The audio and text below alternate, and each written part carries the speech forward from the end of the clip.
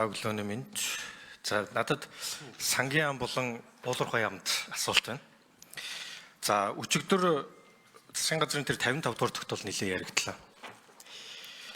За ашигт бантамлын нөөц ашигласны төлбөрлөл бид нэр гараад үрчлээ л дээ.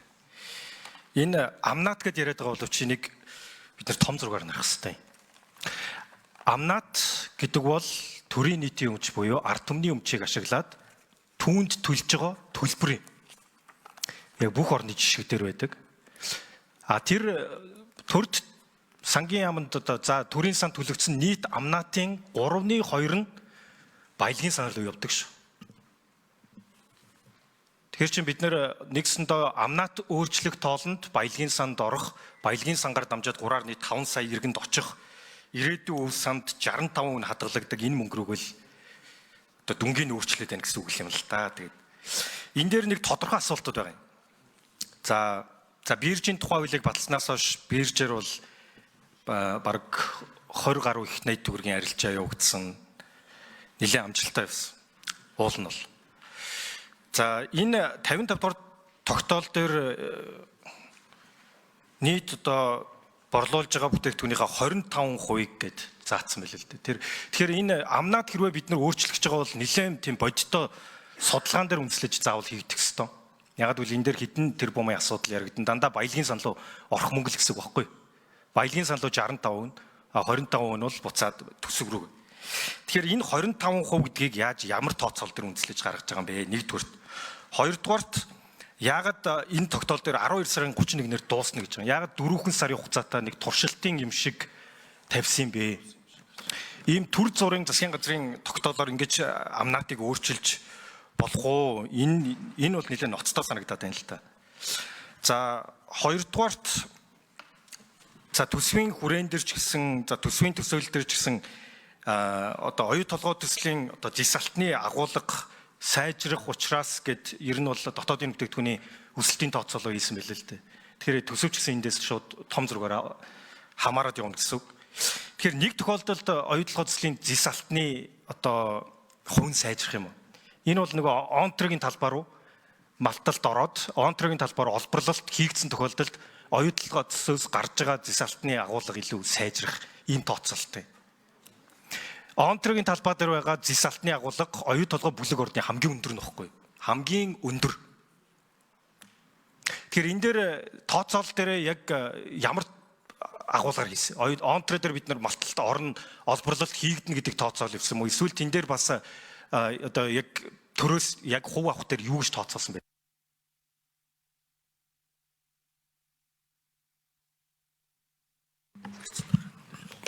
Жавхлан сайд эрчиндээ ороорой. Байнгын орооны шадар сайд ирсэн байна. Жавхлан сайд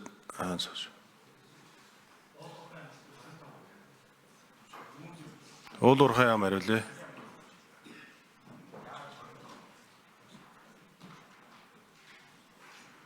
номер.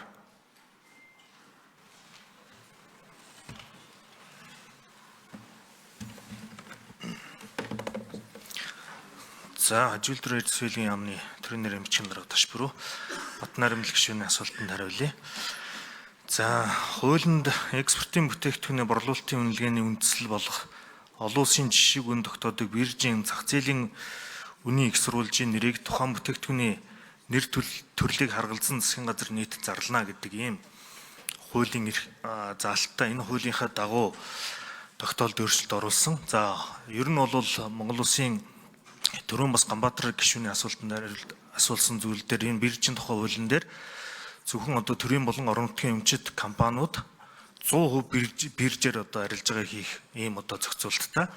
Үүн дээр одоо бид бүхэн нийтдээ 406 Жонш төмрийн хөдөр за ингээд одоо нүүрсний компаниудыг биржээр одоо арилжах энэ биржийн идэвхжлийг бий болгох зорилгоор хийгдсэн.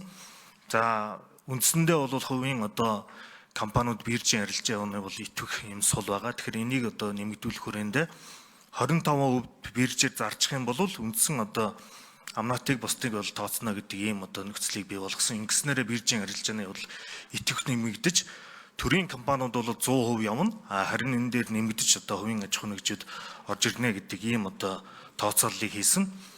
За тухайн үед одоо биржийн энэ асуудал орж иж Цангийн яамнаас амнатын төлбөр ногдуулах улсын төсөв 50 орчим тэрбум төгрөг одоо тасарна гэдэг ийм тооцооллыг гаргаж ирж ирсэн. Бид бүхэн биржийн арилжааныхаа идэвхжлэр нөгөө үн хаилцуулж байгаа зарчим дээр оруулах нэг 100 орчим тэрбум төгрөгийг нэмэгдэх ийм улсын төсөв нэмэгдэх боломжтой гэдэг ийм тооцооллыг хийсэн.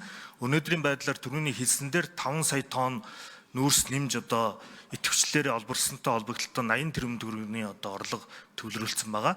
Жилийн эцсийн гүйцэтгэлээр бид бүхэн бол нэг 130 тэрбум төгрөг нэмж олох юм байна гэдэг ийм тооцоололтой байгаа. Баярлалаа. Жавхлан сайд хариулах уу? Нэмж хариулах уу? Жавхлан сайд.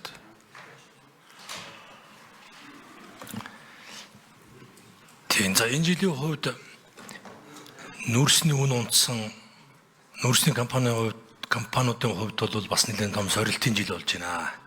Ер нь өсөлтөг чадвар нь нэлээд суларч ирж байна. За ихэнх үйлдвэрүүд нь нүүрсний урхаанууд бас хаалгаа барьсан.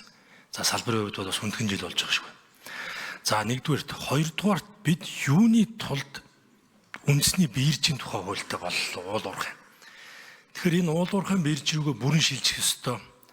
Энэ салбарын одоо либералчлах хил тод байдлыг нэмэгдүүлэх чиглэлээр хамгийн том өөрчлөлт бол энэ хууль маань өөрөө. Тийм учраас энэ хуулийг одоо төрийн компаниудад ч тэр хувийн хвшлийн компаниудад ч тэр одоо ижлэхэн илүү одоо хамрагдах тэр нөхцөл боломжийг нь тавих үүднээс салбарын яамнаас эдгээр саналууд ирсэн байх. Таныг байх гэсэн саналууд бас судлагдчихсан болов уу гэж бодож байна. За ингээд тодорхой хэмжээний орлого алднаа. Гүйцэж хариулъя Жавхлан сайд. За орлого алдах нь бол бид сануулж байсан. За гэхдээ бид одоо энийг идэвхжлээр нь сэргэнэ. За одоо алдж байгаа орлогоос илүү давсан ийм орлого олно гэдгийг салбарын яамнаас бол ингэж зорьсон.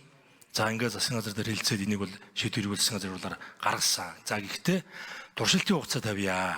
12 сарын 31 хүртэл харъя. Үнэхээр идэвхжлэн цаашаа яг одоо зорьсон үр дүндээ хүрэх юм уу, үгүй юм уу?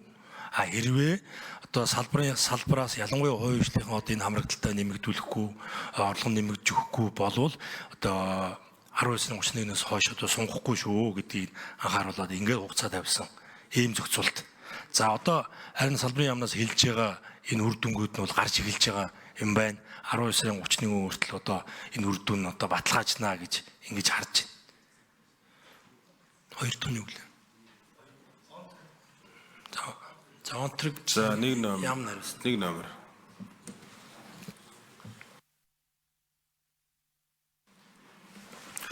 Батнаримлах шүүний асуултанд хариулъя. Эдийн засгийн хөгжлийн яамны төрийн нэрийн бичгнээр Батхүү.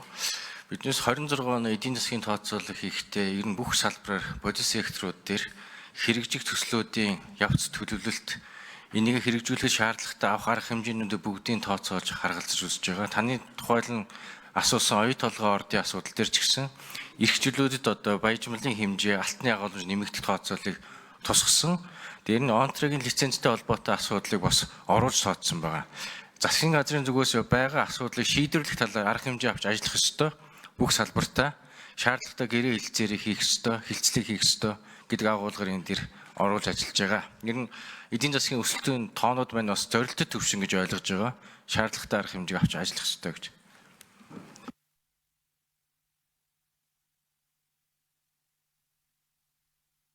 За Батнаримлах шүү.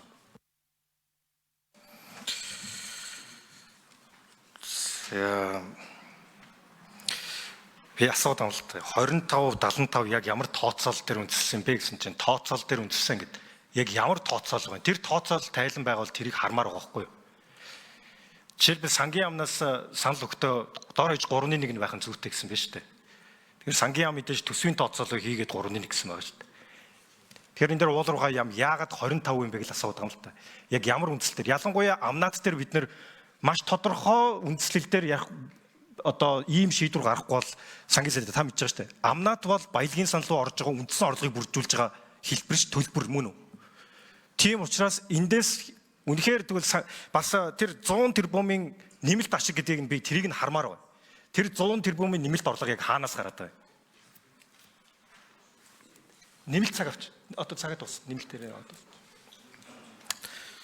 За тэгвэл хариулт хангах. За хариулт. Ажил дүр эдсвэлгийн яам.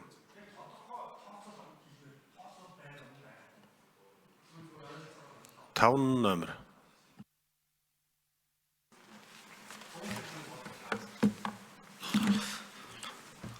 За ташбар Батнаар эмнэлэг гишүүний асуултанд хариулъя. 25%-ийг тооцоол нь бол ер нь бол энэ хувийн аж ахуйн нэгжүүд бол биржээр арилжаа бол үндсэндээ байхгүй сул явж байгаа. Тэгээ энэ олон компани асуудал. За төрийн эмчит компаниудын хувьд бол одоо зарим том тавталгаа, жижиг тавталгаа бол одоо 25%-аас дээш арилж гэж байгаа ийм нөхцөл байдал.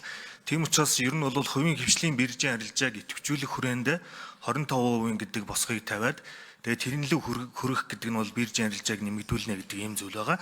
Ахаа тэрний хэлсэн энэ 100 тэрбум төгрөгийн тооцооллыг би тооцоол нь биржийн арилжааны дуудах босго үнээс дээшээ одоо арилж гэж байгаа үнийн зүрэн дээр ингээд үндэслэн тооцоо байгаа. Тэгэхээр наривчлсан тооцоо байгаа. Энэ тооцоог танил өргөл. Хариулт хангалтгүй гэж үзэж 1 минут Батнаар эмнэлэг шүү. За тооцоол байхгүй мэн. Тооцоол байхгүй шүү. Ер нь бол нэг ганц нэг аж ахуйн нэгжүүд 25-75 гэсэн чинь 25-75 гэж би ойлголоо. Тооцоолог бол надад албан ёсоор тэр бичгээр өгөөр. За яг тэр тооцоол ямар тайлан үндслэлээр гарсан юм. Яагаад сангийн яамны 3.1 гэдэг нь худлаа гэж та нар баталсан. Тэрийг заавал хармаар байна. Тэгээд алдагдлын тооцоол болон бас нэмэлт орлого орлон тооцоолыг харъя. Энэ бол ноцтой зүйл шүү. Та нар баялагын сан руу гар хүрлээ шүү. 3.5 сая иргэнд оногдох амнаат дээр гар хүрлээ шүү. Зүгээр нэг татвар биш шүү энэ бол. Зүгээр нэг татврын асуудал биш. Тэгээд он трейдер бол та нар тооцоол хийцэн гэж штэ. Тэгэхээр тэн дээр 34 авна гэсэн юм уу, амнаатаар орлуулна гэсэн юм уу? Энэ үндслээ улсын хурлаар батлаагүй байж хад яг ямар тооцоол төр үндслээ тэр эдийн засгийн өсөлт рүү орчвоо гэж би асуугаад байгаа юм л да. Бас дахиад тэн дээр яг ямар тооцоолоор 5.6 гэсэн эдийн засгийн өсөлт рүү орсон бэ гэдгийг асуулт асуугаад байгаа юм л да. Тэрийг яг тооцоолоо хэлмээр байна надаа. Тооцоолт юм эдийн засгийн байнга орно штэ.